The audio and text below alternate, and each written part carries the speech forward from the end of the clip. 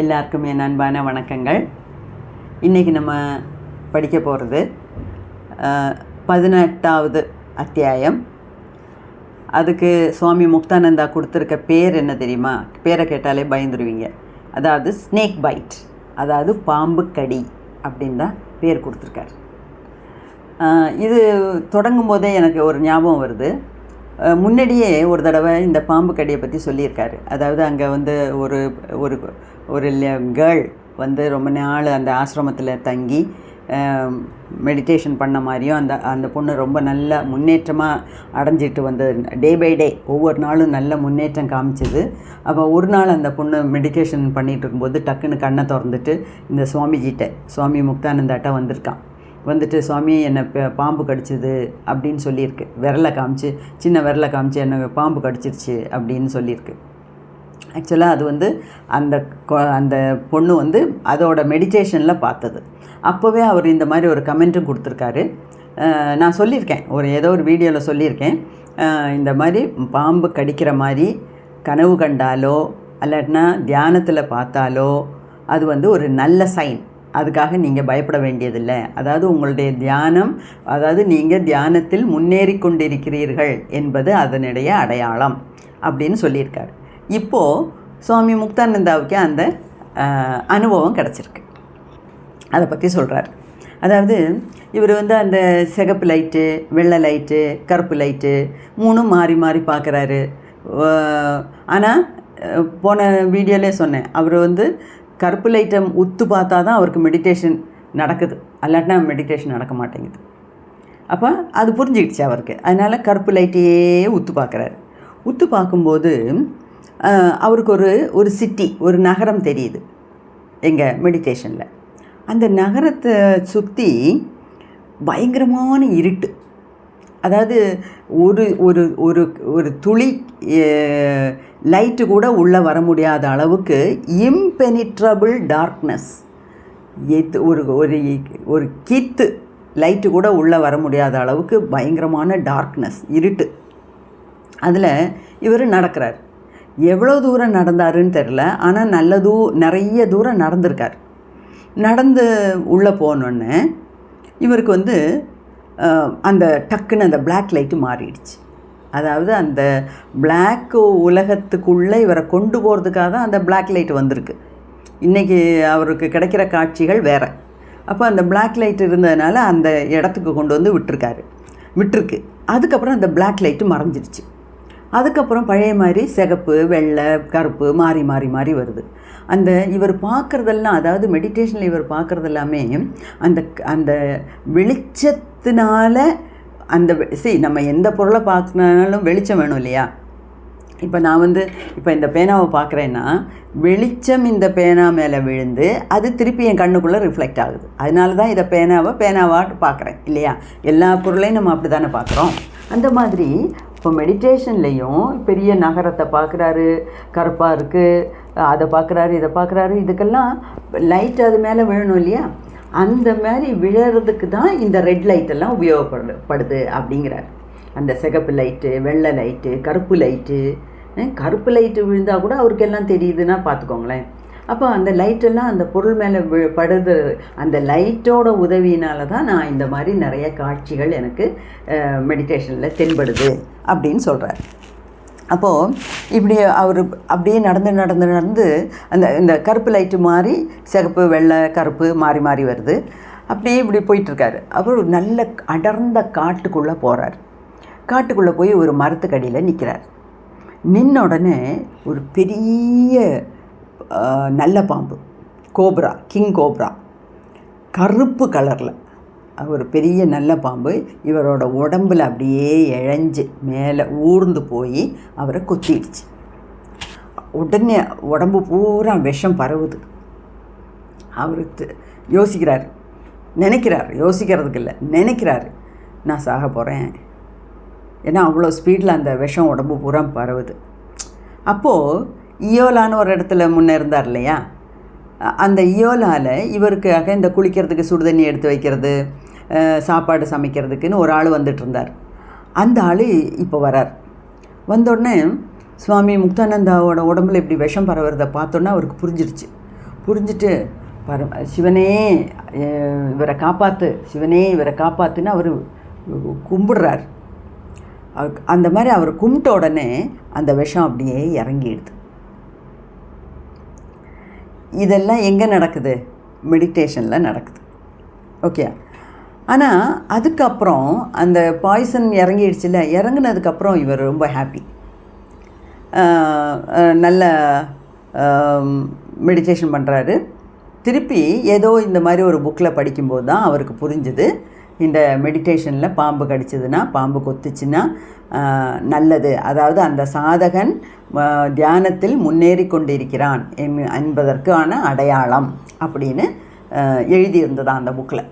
அது முதவே அவர் படிச்சிருக்காரு. அதனால தான் அந்த பொண்ணுக்கும் அந்த விஷயத்தை சொன்னார். இங்கே இவருக்கு சொந்தமாக நடக்கும்போதும் அதை பற்றி பேசுகிறாரு.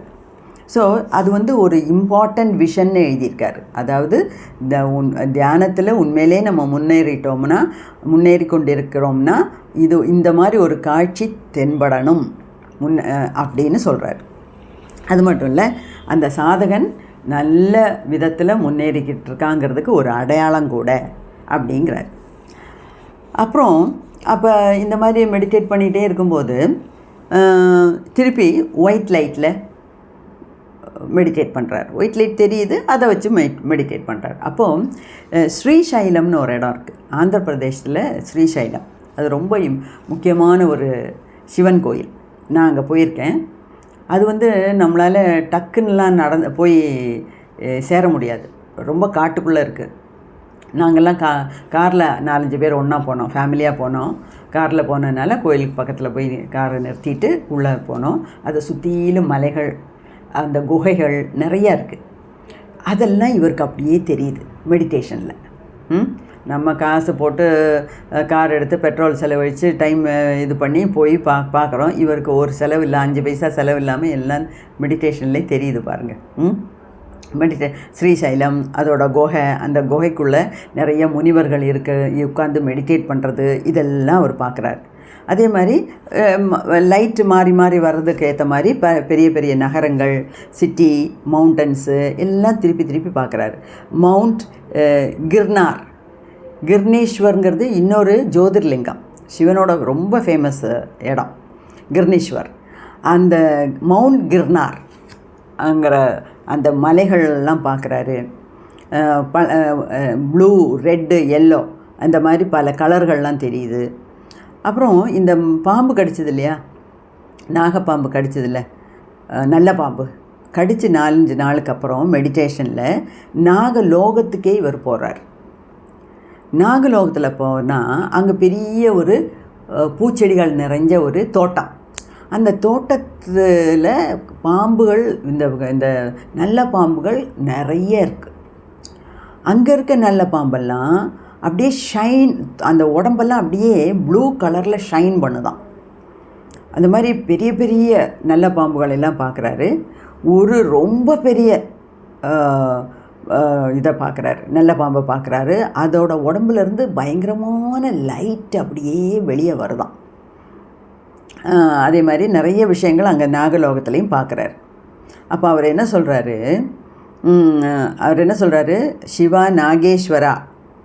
சிவா நாகேஸ்வராங்கிறது அந்த நல்ல பாம்புகளுக்கெல்லாம் தலைவனாகி அந்த சிவபெருமானோட அனுகிரகம் எனக்கு கிடச்சிருக்கனால தான் இந்த நாகலோகத்துக்கு என்னால் போக முடிஞ்சது அப்படிங்கிறாரு. அது மட்டும் இல்லை, இந்த மாதிரியெல்லாம் போனதுக்கப்புறம் மெடிடேஷன் முடிஞ்சு சாதாரணமாக இருக்கும்போது அவரை அறியாமல் பயங்கரமான ஒரு அமைதிக்குள்ளே போகிறார். பயங்கரமான ஒரு அமைதிக்குள்ளே போகிறாரு. ரெண்டாவது, இப்போல்லாம் இந்த red light, white light, black லைட்டுங்கிறதெல்லாம் மெடிடேஷன் பண்ணாமல் கண்ணு திறந்து இருக்கும்போதும் அவருக்கு தெரியுது. அது இன்னொரு இம்ப்ரூவ்மெண்ட். முன்னையெல்லாம் இந்த கலர்லாம் கண்ணை மூடி தியானம் பண்ணும்போது தான் தெரிஞ்சுது. இப்போ தியானம் பண்ணாமல் மற்ற வேலைகள்லாம் செய்யும்போது கூட இந்த லைட்ஸு தெரிஞ்சுக்கிட்டே இருக்கான். அப்போ அதாவது ராயும் பகலும், அதாவது டே இன் அண்ட் டே அவுட் அவருக்கு அந்த லைட்ஸ் தான் அவரை கைடிங் ஃபோர்ஸாக அவர் கூடயே இருக்குது. இன்னொரு ரொம்ப இம்பார்ட்டன்ட் விஷயம் சொல்கிறார். அதாவது அவருக்கு வந்து காது அடைக்கிற மாதிரி காதில் வலி கொஞ்சம் நேரம் வந்துட்டு போயிடுச்சு. இந்த கண் துடிச்சிக்கிட்டே இருக்குது. அது முன்னே சொல்லியிருக்காரு. இப்போ அதோட அடுத்த ஸ்டேஜ் நல்லா கவனிங்க. அது வந்து ரோல் பண்ணுது, up down right left roll பண்ணுது. கண்ணில் இருக்க கிருஷ்ணமணி அப்படியே பயங்கர ஸ்பீடில் வீல் சுற்றுற மாதிரி சுற்றுதுன்னு சொன்னார். இப்போ என்னென்னா இமையை பற்றி சொல்கிறார். அதாவது மேலிமா கீழிமா இது ரெண்டும் அப்படியே ஆடாமல் இருக்கான். அப்படியே இந்த கண் இருக்குல்ல, அப்போ மேலையுமே கீழையுமே ஆடாமல் இருந்தால் அந்த கண் அப்படியே பல்ஜ் ஆகுதான், வெளியே அப்படியே துருத்திட்டு இருக்கான். அப்படி துருத்திட்டு இருக்கும்போது இவரை ஆளுங்க பார்த்தாங்கன்னா, ஐயோ சுவாமி ரொம்ப கோபத்தில் இருக்கார் அப்படிங்கிறாங்க. கொஞ்சம் நேரத்தில் அது தானே உள்ளே போகுது. அப்போது சாமி இப்போ சாந்தமாயிட்டார் அப்படின்னு ஆளுங்கள்லாம் பேசிக்கிறாங்க. இந்த கண்ணை வச்சு நம்ம அதான் யாரை பார்த்தாலும் நீ நேர்மையானவனாக இருந்தால் மற்றவங்கள்ட்ட பேசும்போது கண்ணை பார்த்து பேசணுங்கிறாங்க இல்லையா. அப்போது அந்த மாதிரி கண்ணை பார்க்கும்போது அவங்களுக்கு அப்படி தெரியுது. ஆனால் முக்தானந்தா என்ன சொல்கிறாரு, எனக்கு கோபமும் இல்லை, மென்மையான குணம் இதுவும் இல்லை, நான் எப்பவும் ஒரே மாதிரி தான் இருக்கேன். ஆனால் இந்த கண் அப்படி வெளியே பல்ஜு பண்ணி துருத்திட்டு வருது, உள்ளே போகுது, அந்த மாதிரி அதெல்லாம் தானாக நடக்குது. அப்படி அதனால் ஆளுங்க என்னை பார்க்கும்போது அவங்களுக்கு அப்படி தோணுது அப்படிங்கிறார். அதாவது அவர் வந்து இந்த கோபம், ஆங்கர், காம்னஸ் இந்த ஸ்டேஜெல்லாம் கடந்துட்டார். ஆனால் கூட பார்க்குறவங்களுக்கு அப்படி தெரியுது அப்படின்னு பேசிக்கிறாங்க, எழுதியிருக்காரு. இன்னொன்று, இந்த லைட்டெல்லாம் மாறி மாறி மாறி வருதுல்ல, அது மட்டும் இல்லை டே டைம்லையும் நைட் டைம்லையும் பார்க்குறாருல்ல, இதெல்லாம் இந்த மாதிரிலாம் பார்க்கும்போது இந்த கண் இப்படி நிலச்சி நிற்கிதில்ல, 2 மணி நேரத்துக்கு இமை அசையாமல் இருக்கான். இதை நீங்கள் டெஃபினட்டாக கவனிக்கணும். ஏன்னா இந்த இமை அசையாமல் வைத்திருப்பது ஒரு சாதனையில் ஒன்று. அது நம்ம கிரியா யோகத்தில் வருது. நானும் அதை பற்றி ஒரு சாமி சொன்னதை கேட்டிருக்கேன். ஃபஸ்ட் டைம் நான் இப்போ ரீசெண்டாக தான் கேட்டேன். அதாவது நம்ம அதை ப்ராக்டிஸ் பண்ணணுமா. நம்ம எத்தனையோ கிரியா பிராணாயாமம் நாடி சுத்தியெல்லாம் ப்ராக்டிஸ் பண்ணுறோம்ல, அந்த மாதிரி நம்மளும் அதை ப்ராக்டிஸ் பண்ணணுமா. எப்படி? கண் இமைக்காமல் இருக்கணும். கண் இமைக்காமல் ஒரே பார்வையில் ஒரே புள்ளியில் பார்த்துக்கிட்டே இருக்க பழகணுமா நம்ம. இவருக்கு எந்த பழக்கமும் இல்லைங்க. இதை எந்த சாதனையும் இந்த மாதிரிலாம் பண்ணலை. ஆனால் அவருக்கு தானாக அதெல்லாம் நடக்குது. 2 மணி நேரம் அப்படியே நிலைகுத்தி ஒரே இதில் கண் இமைக்காமல் பார்த்துட்ருக்காங்க. இதில் இப்போ எனக்கு தெரிஞ்ச சில விஷயங்களை உங்கள்கிட்ட பகிர்ந்துக்கிறேன். நான் ஒருத்தர் சொன்னதை கேட்டேன். அதாவது நம்ம உடம்பில் எந்த பார்ட், எந்த உறுப்பு அசையாவிட்டாலும் கண்கள் அசைஞ்சுக்கிட்டே இருக்கும். அது மட்டும் இல்லை, இந்த இமை மூடி மூடி மூடி மூடி திறந்து மூடி திறந்து மூடி திறந்து தானே இருக்குது. அதெல்லாம் வந்து ஆட்டோமேட்டிக்காக நடக்கிறதுனால நமக்கு தெரிய மாட்டேங்குது, நம்ம அதெல்லாம் கவனிக்கிறதில்ல. ஆனால் அந்த இமை மூடி மூடி மூடி திறக்கிறது 2 விதத்தில் இன்டர்ப்ரிட்டேஷன் சொல்கிறாங்க. இன்டர்ப்ரிட்டேஷன்னா அதை பற்றி வியாக்கியானம். ஒன்று ஆன்மீகத்தோடு சம்மந்தப்பட்டது. அதில் என்ன சொல்கிறாங்கன்னா, இந்த 2 கண்ணுக்கு நடுவில் புரிய மத்தியில் மூளைக்கு நடுவில் இருக்கிறது தான் பீனியல் கிளாண்ட் இல்லையா. அது ஏற்கனவே நம்ம படிச்சிட்டோம். அந்த பீனியல் கிளாண்டுக்குள்ளே தான் நம்ம ஆத்மா இருக்குது. அதாவது நம்மளோட ஆத்மாவின் ஜீவாத்மாவின் உறைவிடம் அந்த பீனியல் கிளாண்ட் அப்படிங்கிறாங்க. ஸோ அந்த இன்னொன்று ஆத்மாவோட சுபாவம் இப்படி, அது விளக்கு. அதுதான் வள்ளலார் சொன்னாரே, அருட்பெருஞ்சோதி அருட்பெருஞ்சோதி. அந்த அருட்பெருஞ்சோதின்னு அவர் சொன்னதெல்லாம் நம்ம ஆத்மாவோட விளக்க, அந்த வெளிச்சத்தை தான் சொல்லியிருக்கார். ஸோ அந்த ஆத்மா பிரகாசமாக அப்படி விளக்கில் எரியிற மாதிரி ஆடிக்கிட்டே இருக்குமா. அந்த சலனத்தை தான் நம்ம 2 கண்ணும் இப்படி காமிக்குது அப்படின்னு ஒரு வியாக்கியானம் ஆன்மீக ரீதியில் கொடுக்குறாங்க. இன்னொன்று சயின்டிஃபிக்காக நான் படிச்சிருக்கேன். அதாவது இந்த கண்ணை அடைச்சி இமை அடைச்சி திறக்கும்போது அந்த அடைக்கிறதுங்கிறது எவ்வளவோ ஒரு நொடியிலேயும் சின்ன டைம். ஆனால் அந்த டைம் தான் நம்ம கண் வந்து ரெஸ்ட் எடுக்குதான். ஸோ நம்ம கண் நம்ம பார்க்குறது நம்ம ஐம்புலன்களால் நம்ம கனெக்டட் ஆனால் கூட புற உலகத்தோட நம்ம ஐம்புலன்களால் கனெக்டட் ஆனால் கூட 85% நமக்கு கனெக்ஷன் வந்து ஐஸ் முகாந்திரமாக தான். ஸோ அந்த ஐஸ் இப்படியே பார்த்துக்கிட்டே இருக்கு இல்லையா, அந்த இமை அடைஞ்சு வரும்போது அந்த இமை அந்த ஒரு ஸ்ப்ளிட் செகண்ட் மூடுதில்ல, அந்த டைமில் தான் கண் ரெஸ்ட் எடுக்குதான். அதனால் அந்த இமைக்காமல் இருக்கவே கூடாது அப்படின்னு நான் சயின்ஸில் படிச்சிருக்கேன்.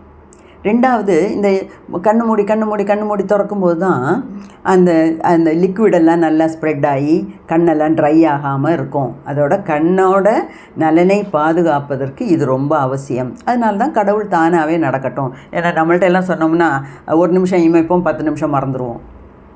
அதனால் அதெல்லாம் ஆட்டோமேட்டிக்காக நடக்கிற மாதிரியே கடவுள் வச்சுட்டார். அது ஒன்று. ஸோ அப்போது இந்த சாதனையில் ஒன்று, நம்ம 2 இமையும் திறந்து இப்படியே கண்ணிமைக்காமல் ஒரே பொருளை 2 மணி நேரம் பார்க்குற அந்த ஸ்டேஜ் வரணும், அந்த கெப்பாசிட்டி நமக்கு வரணும். அது நம்ம சாதனையில் ஒரு விதம் அப்படின்னு ராஜயோகத்தை பற்றி ஒருத்தர் பேசும்போது சொன்னார். இவருக்கு இதெல்லாம் பேச்சும் கேட்கல, வீடியோவும் பார்க்கல, ஆடியோவும் கேட்கல, ஒன்றும் பண்ணாமலே ப்ராக்டிஸும் பண்ணலை. அவருக்கு தானாக நடக்குது. ஆனால் ஒரு விஷயம், நம்ம இங்கே முக்கிய எவ்வளோ ப்ராக்டிஸ் பண்ணாலும் இந்த அளவுக்கு வராது. ஏன்னா அவர்கிட்ட இருக்கிறது பெரிய ஒரு பொக்கிஷம்.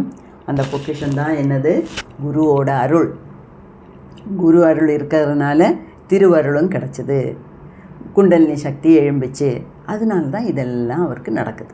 ஆனால் இப்போ என்னை பொறுத்த வரைக்கும் எனக்கு இதெல்லாம் ஒன்றுமே நடக்காட்டினா கூட நான் ஒவ்வொரு நிமிஷம் இந்த புக்கை படிக்கும்போதும் உங்கள்கிட்ட இப்படி பேசும்போதும் நான் சுவாமி முக்தானந்தாவுக்கு நிறைந்த நன்றிகளை தெரிவித்துக்கொள்கிறேன். ஏன்னா நிறைய பேருக்கு இதெல்லாம் வருமா இருக்கலாம், இந்த அனுபவங்கள்லாம் கிடைக்கலாம். ஆனால் அவங்க யாரும் வெளியே சொல்ல மாட்டாங்க, வெளியே சொல்லக்கூடாது. ஆனால் இவர் அவரோட குருக்கிட்ட பர்மிஷன் வாங்கி மை டியர் சித்தா ஸ்டூடெண்ட்ஸ் அப்படின்னு சொல்லியே அவரோட சித்த பாதையில் பயணிக்கிற என்னோட சிஷ்யமார்க்காக இதை நான் எழுதுகிறேன் அப்படின்னு சொல்லிட்டு தான் எழுதுகிறாரு. எழுதுனதுக்கு கோடானு கோடி நன்றி சொல்கிறேன். ஏன்னா அப்படியாவது நமக்கு இதெல்லாம் தெரிய வருதில்ல. நம்ம இனிமேல் எத்தனை காலம் நம்ம மெடிடேஷன் பண்ணால் இந்த ஸ்டேஜுக்கெல்லாம் வர முடியும் இல்லையா? நாளைக்கே வரலாம், இந்த ஜென்மத்தில் கடைசியில் வரலாம், இந்த ஜென்மத்தில் வராமலும் போகலாம் இல்லையா? வரட்டும், நம்ம எல்லாத்துக்கும் வரணுங்கிறது தான் என்னோடய பிரார்த்தனை.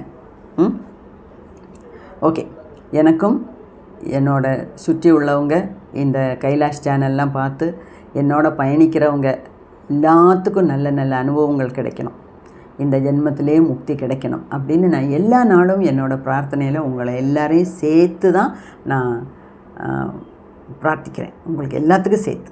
ஓகே, அப்படி அந்த மாதிரி அவர் இப்போ நாகலோகத்துக்கு போயிருக்காரு, இதெல்லாம் பார்க்குறாரு. அடுத்தது இதே சாப்டரில் இன்னொரு லோகத்தை விசிட் பண்ணதும் கொஞ்சமாக கொடுத்துருக்காரு, அதாவது சந்திரலோகம். அப்போது இந்த புராணங்கள்லாம் சொல்கிற நாகலோகம், பித்ருலோகம், சித்தலோகம், இந்திரலோகம், நரகம், சொர்க்கம், இது எல்லாமே இருக்குது. 14 லோகங்களும் அப்படின்னு சொல்கிறதுக்கு வாஸ்தவம்தான். ஏன்னா இங்கே ஒரு சாலிட் ப்ரூஃப் நமக்கு இருக்குது. இவர் எல்லா லோகத்துலேயும் போய் விசிட் பண்ணிட்டு வந்திருக்கார் இல்லையா? ஸோ அடுத்தது சந்திரலோகத்துக்கு போகிறாரு. சந்திரலோகங்கிறது அதாவது சந்திரனுக்குன்னு ஒரு உலகம் இருக்கிறது உண்மைதான் அப்படின்னு எழுதியிருக்கார். அதை பற்றி சின்ன ஒரு பேராகிராஃப் எழுதுகிறாரு. அவர் என்ன சொல்கிறாருன்னா, இங்கே லேடிஸும் இருக்காங்க, ஜென்ஸும் இருக்காங்க. ஆனால் எல்லாருமே ஒரே வயசு உள்ளவங்க, எல்லாருமே யங்காக இருக்காங்க, எல்லாருமே ஹெல்த்தியாக இருக்காங்க. வயசானவங்க யாரையுமே நான் பார்க்கல. அப்போ என்ன அர்த்தம்? ஆண்களும் பெண்களும் இருக்காங்க, அவங்களுக்கெல்லாம் வயசாகலை. வயசாகிற ஏஜிங்கிற ப்ராசஸ் அங்கே இல்லை. அப்படி அதனால தான் எல்லோரும் ஒரே வயசில் இருக்காங்க இல்லையா? அப்படி இருக்காங்க. அது அங்கேயும் அந்த சந்திரலோகத்துலேயும் பெரிய பூக்கள் நிறைஞ்ச தோட்டம். அந்த தோட்டத்தில் ஆளுங்களாம் அப்படி இப்படி குறுக்கை நெடுக்கை நடந்துக்கிட்டு இருக்காங்க. அங்கே அந்த சந்திரலோகத்தில் சூரியனோட இந்த சுட்டெரிக்கிற வெயிலோ எதுவுமே கிடையாது. அங்கே மழை கிடையாது. அங்கே வந்து குளிர்மையான ஒரு இதமான ஒரு வெளிச்சம். இங்கெல்லாம் போனதுனால யாருக்கெல்லாம் நிறைய கவிஞர்கள்லாம் இந்த மாதிரியெல்லாம் டிஸ்கிரிப்ஷன் கொடுத்துருக்காங்க, வர்ணனை. அதாவது சூடு, கோபம் அப்படிங்கும்போது சூரியனை ஒப்பிடுறாங்க. குளிர்மை, சாந்தம் அப்படிங்கும்போது சந்திரனோட ஒப்பிடுறாங்க இல்லையா? அதெல்லாம் உண்மைதான் போல இருக்குது. அப்போது இதெல்லாம் தான் அந்த இன்னொன்று ஒரு இம்பார்ட்டண்ட் விஷயம், நமக்கெல்லாம் தெரிஞ்சிருக்க வேண்டிய விஷயம். அங்கே இங்கே பாருங்கள், all the houses were made of gold and silver. அங்கே நிறைய வீடுகள்லாம் இருக்குது. வீடுகள் எல்லாமே தங்கத்தினாலேயும் வெள்ளினாலேயும் ஆனது அப்படின்னு சந்திரலோகத்தை பற்றியும் நாகலோகத்தை பற்றியும் அவர் போன விசிட் பண்ணினதை பற்றியும் சொல்லியிருக்கார். இதில் சின்ன சாப்டர் தான். நீங்கள்லாம் இந்த வீடியோலாம் கேட்குறீங்க, ரசிக்கிறீங்க, நிறையா புரிஞ்சுக்கிறீங்க அப்படிங்கிற நினைப்பில் நான் ஃபர்தராக முன்னோட்டு போகிறேன். இன்னும் நிறைய விஷயங்கள் இருக்குது. நான் சொன்ன மாதிரி ஆன்மீக தேடல் உள்ளவங்களுக்கெல்லாம் நம்மளோட வீடியோவெல்லாம் அனுப்புங்க. ஏன்னா அது மானிட்டைசேஷனுக்காகவோ அதுக்காகவோ ஒன்றுத்துக்கும் இல்லை. நிறைய பேர் இதெல்லாம் கேட்கணும். இதனாலேயாவது அவங்களுக்கு இன்ட்ரெஸ்ட் வந்து தியானத்தில் அமரணும், இந்த ஆன்மீக பாதையில் வரணும் அப்படிங்கிறது மட்டும்தான் என்னோடய ஆசை. அதுக்கு நீங்களும் ஒத்துழைக்கணும். நீங்கள் விடாமல் எல்லா வீடியோவும் பாருங்கள். நிறைய அறிவு நமக்கு கிடைக்கிது. அது மட்டும் இல்லை, எல்லாத்துக்கும் பகிரவும் கூடாது, அதையும் நான் சொல்கிறேன். எனக்கு சப்ஸ்கிரிப்ஷன்லாம் கூட்டணும்னு எந்த நிர்பந்தமும் கிடையாது. ஆனால் இன்ட்ரெஸ்ட் உள்ளவங்களுக்கு அனுப்புங்க, அவங்களும் முன்னேறட்டும். ஏன்னா எல்லாருக்கும் இந்த ஜென்மத்திலே முக்தி கிடைக்கணுங்கிறது தான் என்னோடய பிரார்த்தனை. நான் எல்லா நாளும் உங்களுக்காகவும் என்னோடய பிரார்த்தனையில் உங்களுக்காகவும் நான் பிரார்த்திக்கிறேன். லோகாஸ்தமஸ்தா சுகினோ பவந்து.